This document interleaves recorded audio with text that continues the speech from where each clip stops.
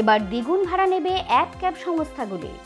Digital যুগে সময় বাঁচাতে ট্রেনে বাসের ভিড় এড়িয়ে এখন এক ক্যাব আমাদের নিত্যসঙ্গী, কিন্তু সেই আরামেও এবার বাধা।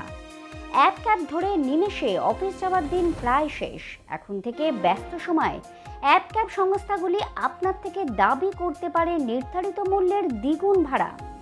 এতদিন পর্যন্ত সার্চ প্রাইজিংয়ের সর্বোচ্চ সীমা মূল ভাড়ার 1.5 গুণ পর্যন্ত সীমাবদ্ধ ছিল। কেন্দ্রীয় সড়ক ও পরিবহন মন্ত্রক 1 July motor vehicle aggregator guidelines নামে এক নির্দেশিকা জারি করে এই খরচ 1.5 থেকে দ্বিগুণ করে দিল।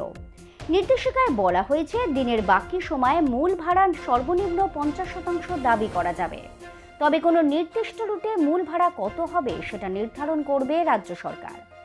রাজ্যগুলিকে আগামী 3 মাসের মধ্যে এই নির্দেশিকা বাস্তবায়নের পরামর্শ দেওয়া হয়েছে।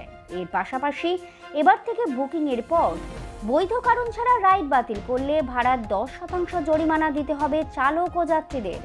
তবে তা কখনোই 100 টাকার বেশি নয়। কেন্দ্রের এই নতুন নিয়মে যাত্রীদের ভোগান্তি বাড়বে তা স্পষ্ট।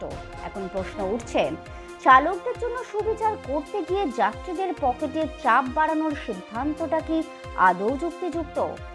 সব রকম খবরের আপডেট পেতে চোখ রাখুন দৃষ্টিভঙ্গিতে।